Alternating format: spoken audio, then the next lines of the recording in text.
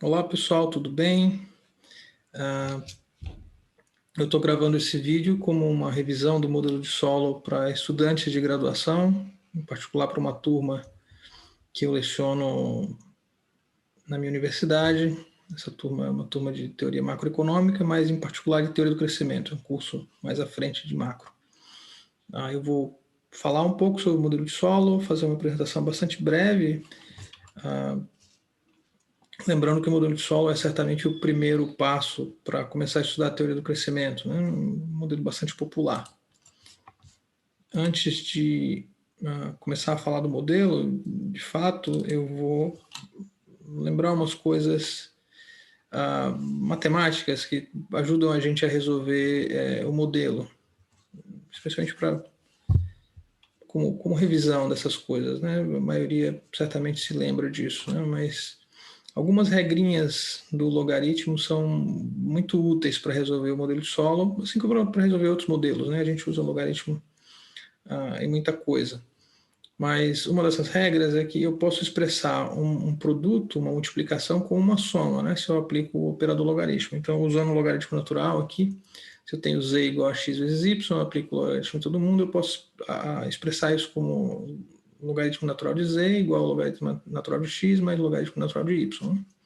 A mesma coisa serve para a razão, né? Se eu tenho três variáveis aqui, z, x e y, se eu quero expressar isso de maneira linear, ln de z aplica o logaritmo, né? Então fica ln de z igual a ln de x menos ln de y. Isso é muito conveniente para a gente em várias situações, em particular na hora de resolver o modelo aqui. Essa outra regrinha também é muito conveniente, né? Se eu tenho uma potência, uma constante aqui, A, y igual a x elevado a A, eu posso expressar isso também de maneira linear, né? Logaritmo de y, aplico o logaritmo dos dois lados, logaritmo de y igual a A vezes logaritmo de x. Então, a gente consegue resolver muita coisa com uma matemática mais simples fazendo isso. Por último, a regrinha da derivada do logaritmo, né? Acho que todo mundo se lembra que se eu tenho y igual a ln de x, a derivada disso é igual a 1 sobre x. Quando, ao invés de eu ter ln de x, eu tiver ln de u, sendo u uma função de x, a regrinha básica é a derivada de y em relação a x ser igual a u' sobre u, ou seja, a derivada de u em relação a x dividido pela função original. Claro que no nosso caso aqui, o maior interesse é estudar derivadas temporais, olhar para a variação no tempo, né? O que está acontecendo com variáveis de interesse ao longo de vários períodos. Então, a gente vai usar mais ou menos isso aqui, só que para um contexto de derivadas temporais. E como é que a gente usa derivadas temporais, né? Basicamente, a ideia é de que se eu tenho uma variável x qualquer, eu quero estudar a variação dela no tempo. É claro que eu posso estudar a variação de uma variável no tempo de basicamente duas formas, né? Em tempo contínuo ou usando o tempo discreto, contando o tempo, né? Como 1, 2, 3, 4, assim. Ou pensando em variações infinitesimais, o tempo contínuo, né? Variações muito pequenininhas entre t e ΔT. Mas, por conveniência, a gente usa hoje é muito mais fácil resolver problemas em tempo discreto, né? Você fazer isso com o computador. Mas matematicamente é mais didático, ao menos, resolver alguns modelos em tempo contínuo. A gente tem talvez mais ferramentas matemáticas disponíveis para resolver os modelos, pelo menos do ponto de vista mais didático, né?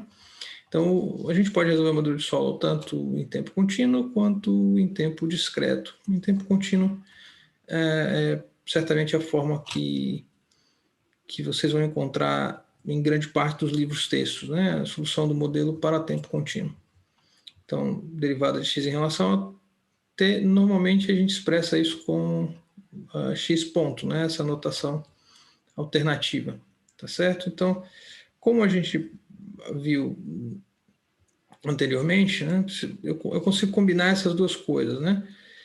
Se eu tenho, por exemplo, três variáveis relacionadas aqui, z é igual a x vezes y, e eu quero estudar a variação temporal dessas três variáveis, né? Eu entender uma função da variação temporal de z em relação a x e y, eu posso aplicar o logaritmo ln de z do lado esquerdo da equação e aplicar o logaritmo também do lado direito da equação. Então, vai ficar ln de z igual a ln de x mais ln de y.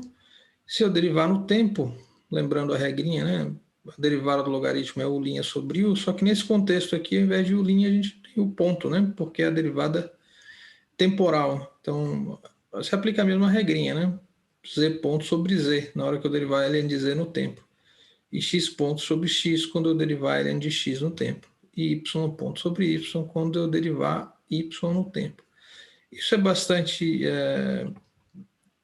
conveniente para a gente, porque eu consigo expressar essa relação entre z, x e y como relação entre taxas de crescimento. Né? Z ponto sobre z é uma taxa de crescimento, a taxa de crescimento da variável z. X ponto sobre x é a taxa de crescimento da variável x. Y ponto sobre y é a taxa de crescimento da variável y. Obviamente, a gente consegue aplicar isso em contextos diferentes. Né? Se eu tiver uma razão, z igual a x dividido y, e eu aplicar o log e derivar no tempo, vai ficar z ponto sobre z igual a x ponto sobre x menos y ponto sobre y.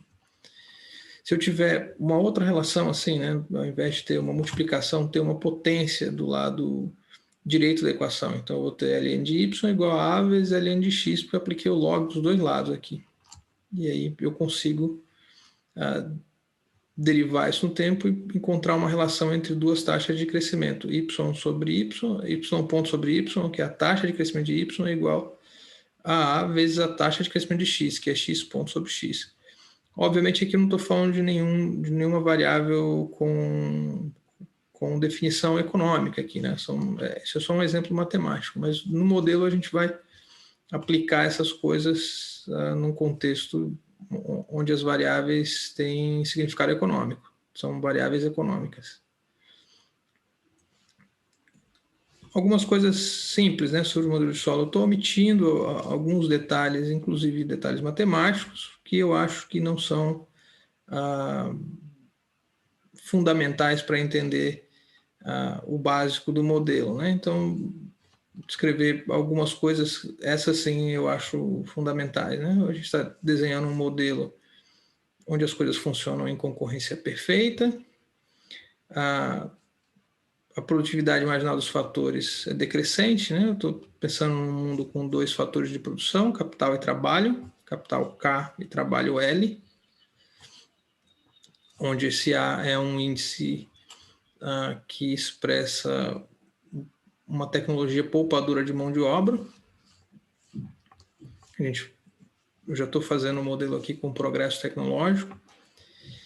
Um detalhe muito importante no modelo de solo é a ideia de retornos constantes de escala. A gente não pode confundir produtividade marginal dos fatores com retorno de escala. Né? Retorno de escala é a ideia de que se eu dobro todos os fatores de produção, quando eu tenho retornos constantes de escala, eu apenas dobro a produção. Né? Então não tem nenhum efeito de escala no modelo de solo, não tem nenhum efeito que faça com que, se eu dobro a planta produtiva, a produção mais do que dobra. Né? Então, basicamente, se eu multiplicar a função de produção por uma constante qualquer, eu vou multiplicar o produto também por uma constante qualquer. Essa é a ideia de retornos constantes de escala. Por outro lado, a ideia de produtividade marginal decrescente é quando um fator está fixo, o que acontece com a produtividade do fator que está variando, né? Como é que a produção muda na medida em que está um fator constante e o outro mudando. A intuição é a seguinte, né? Se eu tenho capital e trabalho na função de produção e eu estou aumentando o número, estou aumentando a quantidade de estoque de capital, eu consigo aumentar o produto, mas vou aumentando cada vez menos na medida em que eu acrescento unidades extras de capital para uma dada quantidade de trabalho fixa. Isso é uma ideia bastante comum na microeconomia, né? A gente define boa parte da teoria de produção usando hipóteses como essa, sobre produtividade marginal dos fatores. Aqui, só dois, né? Capital e trabalho. como eu estou pensando no mundo macro, essa função de produção é representativa. A gente pode pensar desse jeito, imaginar que é uma função de produção representativa da economia como um todo, ou que todas as firmas usam uma única função de produção, né? Uma função de produção bastante conveniente e que atende essas características, né? Tem produtividade marginal de K decrescente, a produtividade marginal de L também decrescente e retornos constantes de escala, para esse caso em particular, né? É a função de produção Cobb-Douglas. Então, essa função de produção aqui, né, onde y é igual a k elevado a alfa, a L elevado a 1 menos alfa. Então, por quê, né? Tudo aquilo que eu descrevi antes, né? A produtividade marginal de K é positiva, mas decrescente, e a produtividade marginal de L é positiva e decrescente. A gente está estudando o caso particular de uma função de produção Cobb-Douglas, onde os expoentes, a soma dos expoentes da função de produção são igual a 1, né? Essa soma é igual a 1. Então, nesse caso em particular, a alfa mais 1 menos alfa é obviamente igual a 1, então a gente está trabalhando com uma função de produção com retornos constantes de escala, tá certo? Na verdade, a gente quer entender a dinâmica do modelo olhando para o PIB per capita, se a gente pensar mais genericamente, mas em particular para o PIB por trabalhador, não para o PIB agregado, né? Eu quero olhar para o PIB por trabalhador. Isso aqui essa é uma medida de bem-estar mais adequada do que só o PIB de um país, né? Um país pode ter um PIB alto, uma população grande, e o PIB per capita baixo. E o que nos interessa como medida de bem-estar é o PIB per capita. Nesse caso aqui, no modelo, a gente está pensando no PIB por trabalhador. Mais especificamente, a gente está usando uma medida conveniente para resolver o modelo, que é o PIB por trabalhador efetivo ou PIB por trabalhador eficiente, né? Y sobre AL. Claro que quando a gente vai olhar para os dados, a gente não vai encontrar isso assim desse jeito, né? Usualmente o que a gente vai procurar nos dados é Y sobre L, que é o PIB por trabalhador. Ou em alguns casos, nem isso, né? A gente vai olhar para o PIB dividido pela população, para o PIB per capita. Mas nunca o PIB dividido por AL, né? Mas para resolver o modelo isso é uma coisa conveniente matematicamente. E a gente vai resolver o modelo, mas ao final, de fato, quem nos interessa é a evolução de Y sobre L. Mas a gente vai entender isso no final desse vídeo, eu imagino que sim. Então, eu vou chamar de Yzinho essa relação, né? Y dividido a L. Vou chamar de Yzinho e vou chamar de Kzinho, K dividido a L. Certo? Então, a gente definindo Yzinho e Kzinho, né? O produto por trabalhador efetivo e o estoque de capital por trabalhador efetivo, a gente pode plugar isso na função de produção, né? Eu posso pegar essa função de produção e dividir por AL e eu vou encontrar Yzinho, né? Kzão elevado a alfa, L1 menos alfa. Quando eu divido por AL, obviamente eu tenho potência de mesma base, a razão de potência de mesma base, aqui a L1 menos alfa dividido por AL, vai ficar 1 menos alfa, menos 1 aqui do denominador, né? Então, ao final, vai ficar Yzinho igual a K elevado a alfa dividido por AL elevado a alfa, que é a mesma coisa que Kzinho elevado a alfa, né? A gente definiu que Kzinho é igual a K dividido a L. Se Kzinho é igual a K dividido a L, basicamente o que eu estou concluindo é que Yzinho é igual a Kzinho elevado a alfa. Pronto, vamos lembrar dessa equação aqui, porque ela é importante para a gente, né? Então, note o seguinte, né? Se eu fizer um gráfico bidimensional, onde Kzinho está aqui no eixo X, por conta da produtividade marginal decrescente de K, e Kzinho é uma razão, né, entre K e a L, eu vou aumentando a quantidade de K, se a quantidade, lembrando que Kzinha é igual a Kzão sobre a L, né? Para Kzinha está crescendo, o numerador tem que estar crescendo mais do que o denominador, certo? Então, o que está acontecendo aqui? Por que essa curva tem esse formato, né? Porque eu acrescento o estoque de capital e certamente aumento o produto, mas aumento cada vez menos, né? Então, se eu estou muito perto de zero aqui, um pequeno aumento no estoque de capital causa bastante aumento no produto por trabalhador. Conforme a gente vai caminhando sobre a função de produção, a gente vai precisando aumentar cada vez mais o estoque de capital para incrementar o produto.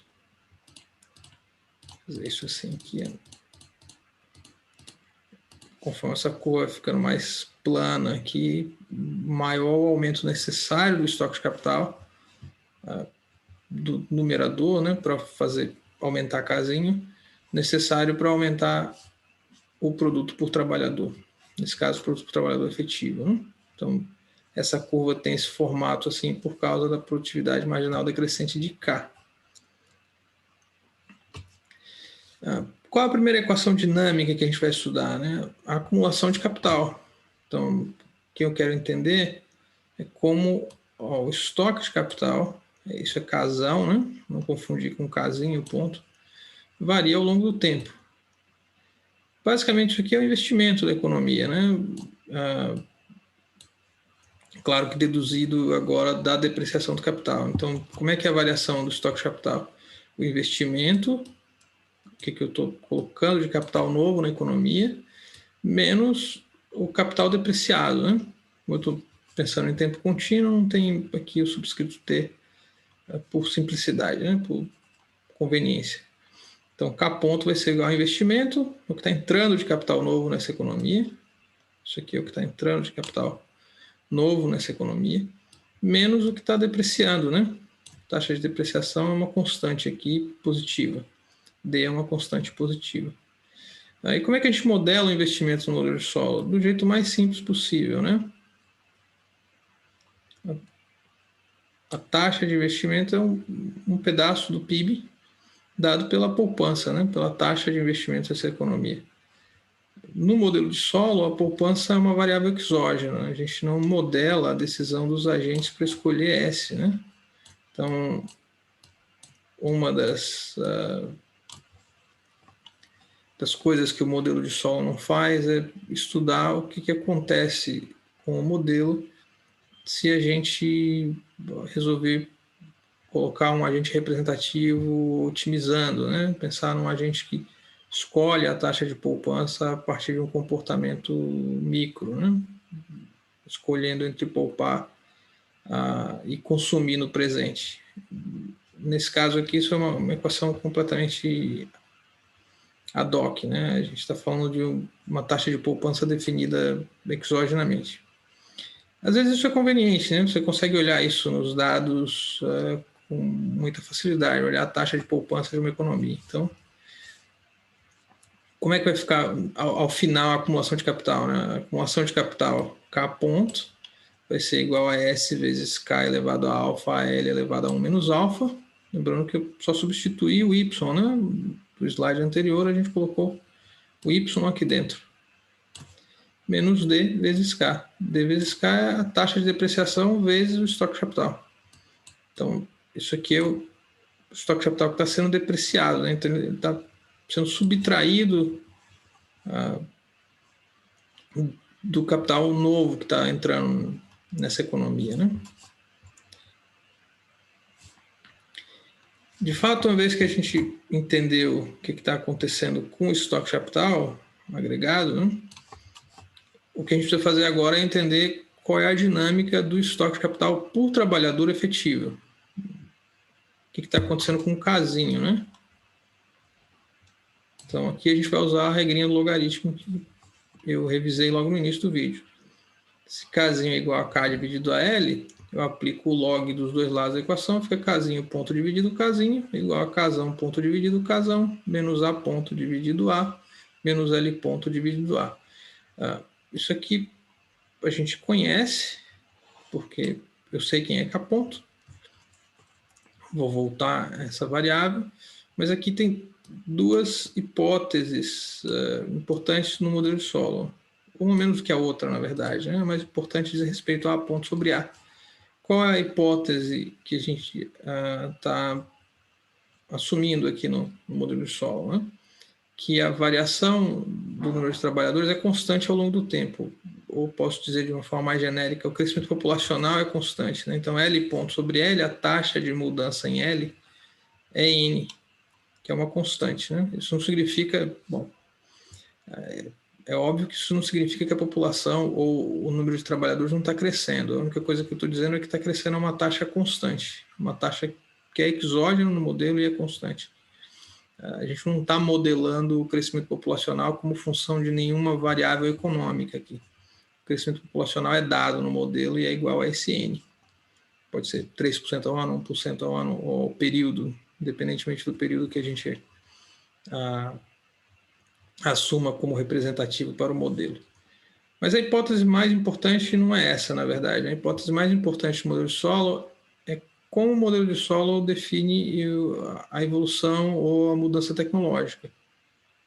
A ponto sobre A, desde que A seja A é um índice tecnológico de uma tecnologia poupadora de mão de obra, a variação no tempo, né, da variável A, a taxa de mudança em A, é a taxa de progressos tecnológicos dessa economia, que a gente também está definindo como constante e exógena no modelo, I igual a G. Isso é uma coisa crucial no modelo, embora também passível de bastante crítica. Né? A taxa de crescimento da tecnologia não é modelada, não é uma variável endógena, a gente não está explicando quais são as razões de G crescer mais ou crescer menos. Né? Isso é uma variável completamente exógena no modelo. Mas uma variável muito importante no modelo de solo. A gente consegue, no fim das contas, essa variável é que vai ser a variável-chave para explicar crescimento econômico. Mas justamente por ser a variável-chave é que a gente tem algumas críticas ao modelo. Né? O fato de que, bom, se essa é uma variável tão importante no modelo e que explica tanto o crescimento econômico, por que a gente não entende a partir do modelo quais são as coisas que impactam G, quais são as coisas que fazem G ser maior ou menor. Isso não é explicado no modelo de solo. Então, substituindo G e N aqui nessa equação, né, a gente vai ter K ponto, casinho ponto sobre K, casinho ponto sobre casinho, igual a casão ponto sobre casão, menos G mais N. O G mais N está aqui, né? Agora o que falta é a gente terminar de resolver essa equação, né? Eu repeti isso aqui só para ser visualmente didático. Então eu tenho casão ponto igual a casão ponto dividido K, aliás, eu tenho casão ponto igual a S de K elevado a alfa L1 menos alfa menos depreciação vezes casão. Substituindo isso aqui em cima, né, nessa equação, aqui dentro, a gente vai ter essa expressão aqui, né? Casinho ponto dividido casinho vai ser igual a tudo isso dividido por casão. Então, esse lado aqui da equação. Esse pedaço da equação aqui continua igual, né? Terminando de solucionar isso, né? O que a gente vai ter aqui? Casinho ponto sobre casinho. Eu repeti isso, né? Essa equação para ser visual, ser fácil de visualizar, né? Enquanto estou terminando de deduzir o outro passo da equação. Então, casinho ponto. O casinho que está aqui embaixo vai passar para o lado de cá multiplicando, né? Multiplicando todo mundo.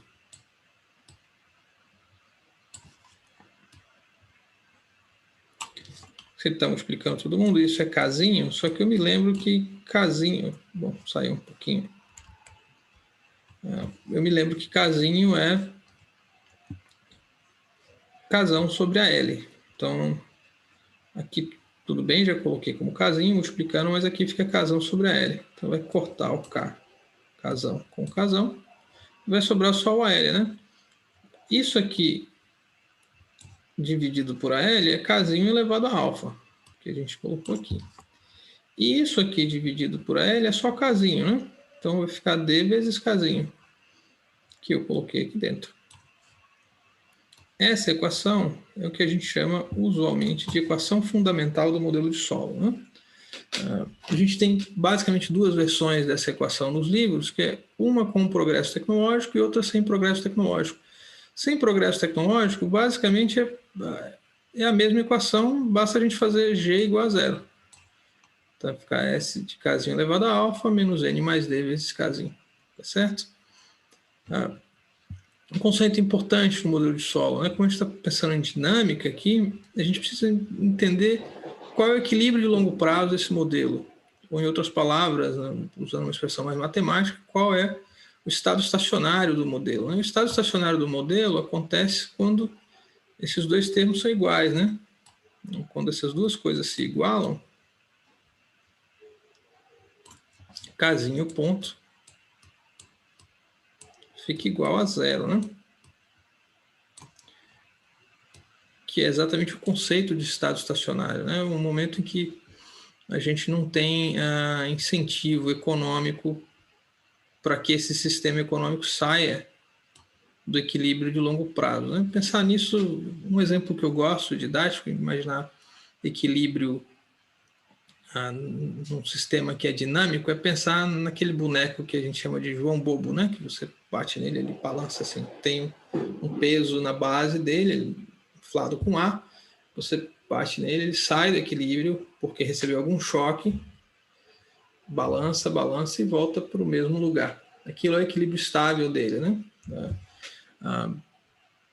Esse é um sistema, o João Bobo é um sistema que é estável, né? Tem um equilíbrio estável que é o boneco de pé. Você dá um choque nele, bater nele para ele se mover, ele balança, passa por um processo de ajuste e volta para o mesmo lugar. Aqui a gente está pensando num sistema econômico que é muito diferente, né?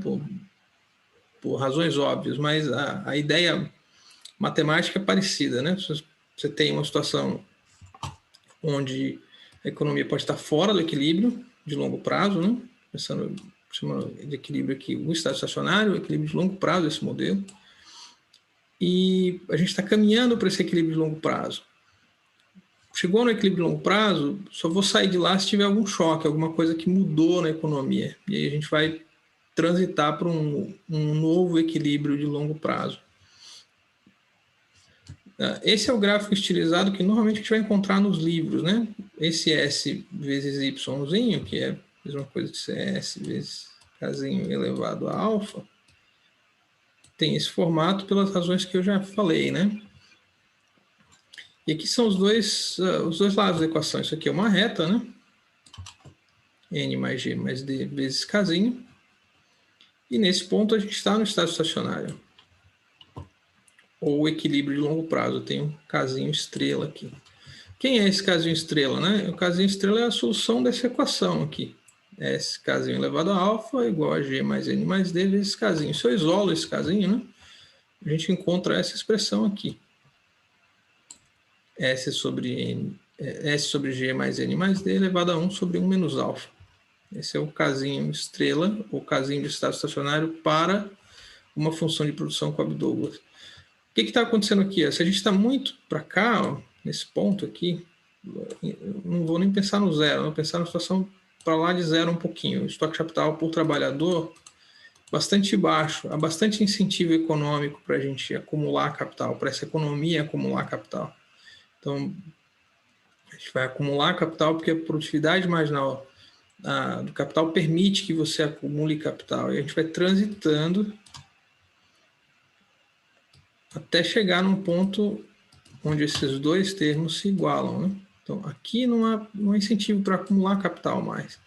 Claro que se houver algum choque, eu posso ter uma situação onde a economia está acima do estado estacionário. Mas o próprio sistema econômico, o fato de existir produtividade marginal decrescente dos fatores, vai jogar a gente de volta para o estado estacionário, né? a não ser que alguma coisa tenha mudado nessa economia, né? Se, por exemplo, o S mudou, essa curva vai se deslocar para cima, né? A gente vai ter um deslocamento dessa curva para cima.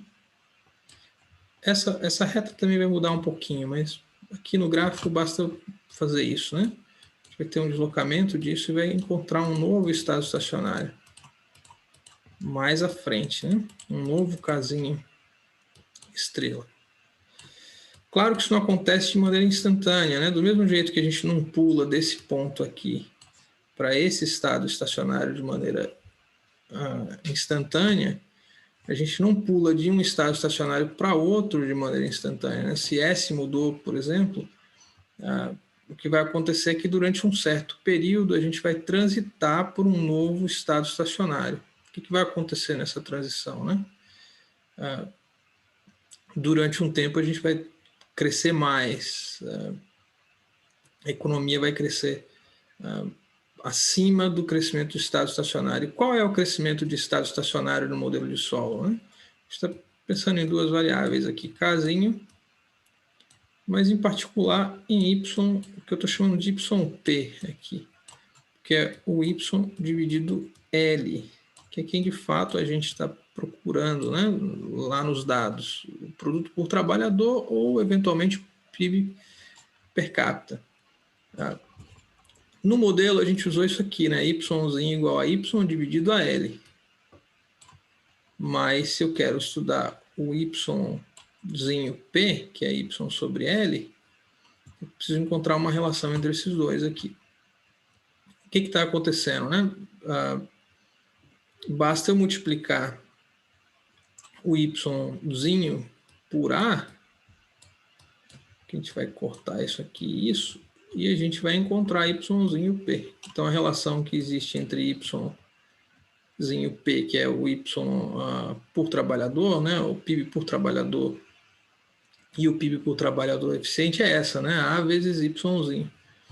Como é que é a taxa de crescimento disso, né? Aplico o log e derivo no tempo, como a gente fez. Então, Yzinho P variando no tempo, essa expressão aqui, é igual à variação da tecnologia, o progresso tecnológico e a variação do PIB por trabalhador eficiente. Claro que é o seguinte, ó, no longo prazo, se Yzinho é igual a Kzinho elevado a alfa, Yzinho ponto lá no estado estacionário também vai ser zero, né? Se Kzinho ponto for zero, o Yzinho ponto também vai ser zero. Então, quem vai explicar o crescimento econômico no modelo de solo é a taxa de progresso tecnológico, G. Então, no longo prazo, as economias, essa mensagem principal do modelo, né, a mensagem chave do modelo de solo é dizer o seguinte, ó, no longo prazo, as economias vão convergir para um crescimento equilibrado, onde a taxa de crescimento do produto é igual à taxa de progresso tecnológico dessas economias. Aí você pode perguntar o seguinte, o que acontece com o modelo se a gente está pensando numa situação sem progresso tecnológico? Basta eu estudar o caso particular onde G é igual a zero. Certo? Como eu falei antes, né, se a gente tem uma mudança em qualquer uma das variáveis no meio do caminho, seja já no estado estacionário ou antes do estado estacionário, a gente vai deslocar o estado estacionário para frente ou para trás. Esse gráfico da dinâmica de transição é bastante interessante, né? Se a gente pegar aquela equação fundamental e dividir todo mundo por essa equação aqui, né? Ao invés de fazer casinho ponto, fazer casinho ponto sobre K, esse lado aqui vai ficar, esse lado da equação, né, vai ficar S casinho alfa menos 1, que é essa curva aqui, né? Essa curva negativamente inclinada.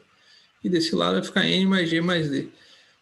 Quando essas duas curvas se interceptam, a gente está no estado estacionário. Note que quanto mais... Isso aqui é a taxa de crescimento. Essa distância entre essas duas curvas é a taxa de crescimento dessa economia, né? Casinho ponto sobre casinho. Então, quanto mais distante eu estou do estado estacionário, maior é a taxa de crescimento dessa economia, né? Conforme a gente vai se aproximando do estado estacionário, a taxa de crescimento vai caindo, né? Até que a taxa de crescimento de Kzinho, K sobre a L, né? vai se transformar em zero. Claro que aí o crescimento do PIB per capita, o PIB por trabalhador, na verdade, nesse ponto aqui, quando a gente tem progresso tecnológico, vai ser igual a G.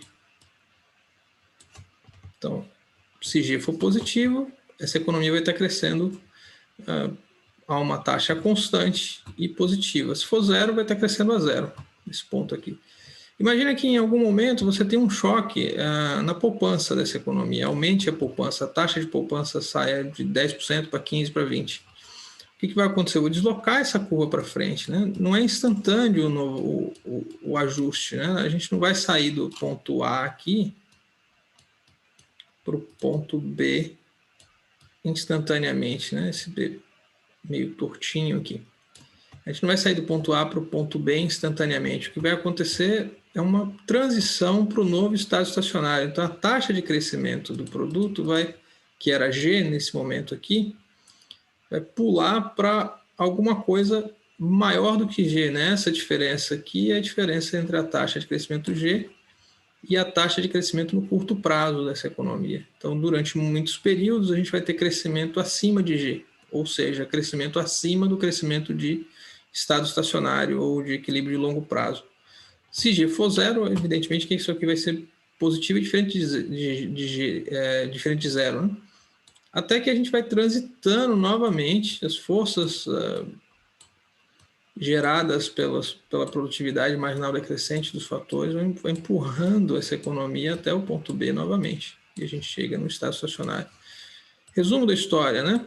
A taxa de poupança pode ter impacto temporário sobre o crescimento econômico, mudar a taxa de poupança de uma economia, outra coisa que a gente aprende com o modelo de Solon, né? Se você aumenta a taxa de poupança, eu mudo o crescimento econômico apenas temporariamente, porque lá no longo prazo quem define crescimento econômico é o G, é a taxa de progresso tecnológico, mas temporariamente a gente tem um impacto na taxa de crescimento. Depois, lá no longo prazo, eu volto a crescer a G. Ou seja, S não impacta crescimento econômico de maneira permanente. Por outro lado, S impacta o nível de renda no longo prazo. Né? A gente saiu de um estado estacionário com esse casinho que estava aqui e o casinho estrela ficou mais alto. Né? O que isso quer dizer? Né? Se a gente olhar lá a equação do casinho estrela, se o S subir, o casinho estrela vai subir lá no longo prazo também, e como o Yzinho é função do casinho estrela, o PIB por trabalhador também vai subir lá no longo prazo. Nessa sociedade onde a taxa de poupança ficou maior, não vai ter crescimento sistematicamente acima de G, mas vai se transformar numa sociedade mais rica. O PIB por trabalhador vai ser mais alto no estado estacionário.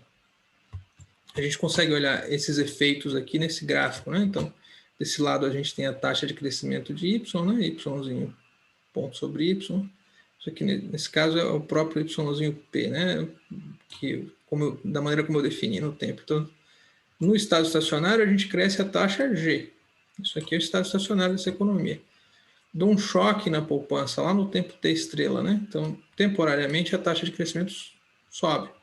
Mas conforme a gente converge novamente para o estado estacionário, voltamos a crescer a taxa G. Claro, se essa taxa for zero, se não houver progresso tecnológico, esse é um caso particular do modelo de Solon, a gente vai ter uma reta aqui, né? Essa história vai acontecer aqui embaixo, se isso for zero, né? Qual é o efeito de nível do crescimento na poupança, né? Se eu pego, é claro que eu estou pensando numa situação onde existe progresso tecnológico positivo.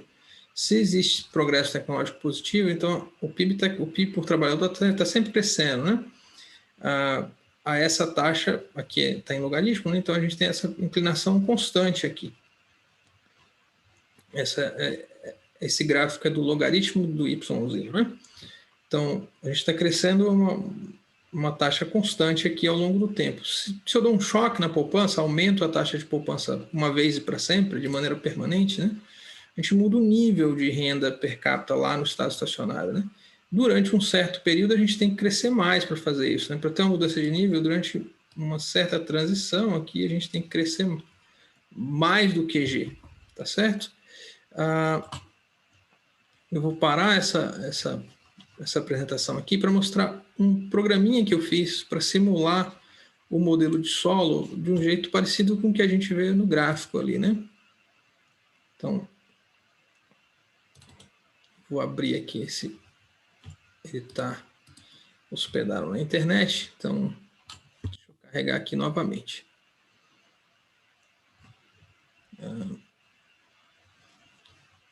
Eu vou colocar o link disso na descrição do vídeo, né? Aqui em cima, esse primeiro quadrante aqui é o gráfico estilizado do modelo de solo, né? Aquele gráfico que a gente encontra nos livros textos, expressando essa equação fundamental aqui, no modelo com o progresso tecnológico, né? Aqui, a parametrização inicial do modelo, né? Quais são as variáveis que a gente mexe aqui no modelo? O alfa, né? Que é 1/3 por default. A taxa de crescimento da população, que eu configurei para ser 0,01, mas poder ser mudada aqui. Então, você pode alterar para 0,2, por exemplo, para deslocar o estado estacionário dessa economia. A taxa de poupança, a taxa de depreciação, o progresso tecnológico, um choque na taxa de poupança e o período em que esse choque acontece. Então, essas são as coisas que a gente consegue fazer com esse simulador simples do modelo de solo, né? Esse simulador numérico do modelo de solo. Olhar primeiro para o gráfico estilizado, né? O que acontece se eu aumento a taxa de poupança aqui de 0,25 para 30, por exemplo, né? Então, o estado estacionário, que era com casinho estrela igual a 3 ponto alguma coisa, 3,52 eu acho, vai para 4,50 e alguma coisa aqui, né? A gente sai refazer aqui, né? A gente estava em 0,25, né? Na hora que você abrir esse programinha, a tela vai estar assim, né? Com S igual a 0,25. Então, entre 3 e 4 aqui, 3,5, né? Aumento para 30, por exemplo, a taxa de poupança, né? 0,30, 30% a taxa de investimento dessa economia. A gente pula para cima de 4 aqui. Eu vou deixar igual a 0,25, tá? A taxa de poupança aqui. Taxa de progresso tecnológico, né? Eu coloquei 0 aqui, porque nesse caso a gente está falando do caso particular do modelo de solo sem progresso técnico, né? Caso particular. E o que acontece com as taxas de crescimento dessa economia, né? Se eu olhar esses dois gráficos aqui, eu tenho a taxa de crescimento do PIB por trabalhador, que é positiva lá antes do estado estacionário, converge para 0, né, no longo prazo. Esse é o estado estacionário do modelo de solo sem progresso tecnológico. Vai convergir para 0 no estado estacionário. Esse trecho aqui da função vai bater lá em 0, né? E o que acontece com o PIB por trabalhador, né? Eu coloquei em logs aqui para ser visualmente conveniente. Do mesmo jeito que aparece nos livros, né? Eu tentei reproduzir muito parecido com o que a gente vê no livro, esse aplicativozinho aqui. Então, a mesma coisa, né? Vai crescendo, crescendo até ficar constante, né? Sem progresso tecnológico, lá no longo prazo, o PIB por trabalhador vai se tornar uma constante, não vai crescer mais. E o que acontece se a gente der um choque na poupança, né? Imagina que lá no período, estou aqui, o período do choque que eu quero escolher.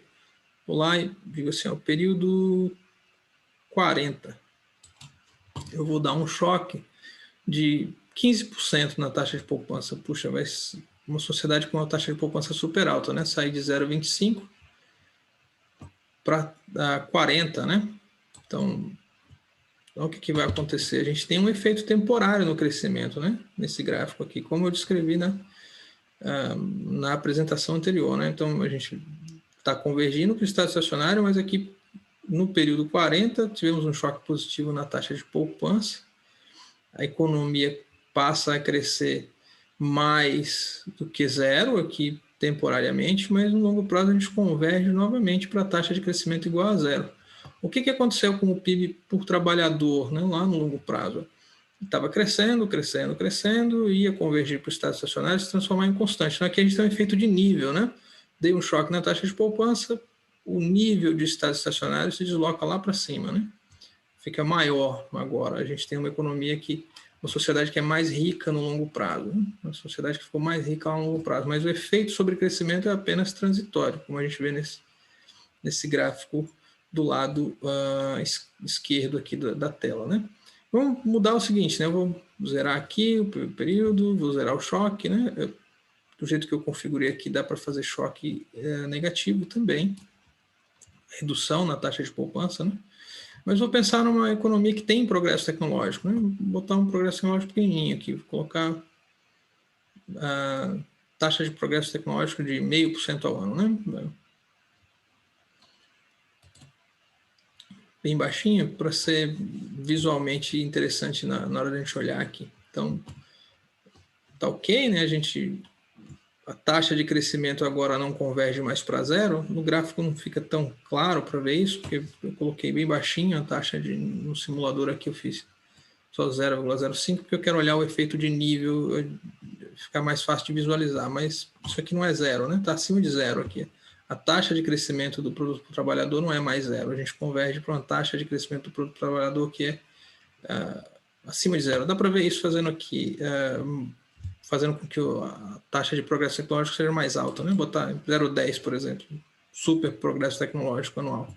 Então, a taxa de crescimento lá no longo prazo vai convergir para 10% ao período, ao ano, como queira, né? Aqui, imaginar que isso sejam anos, né? Sejam 100 anos de transição aqui.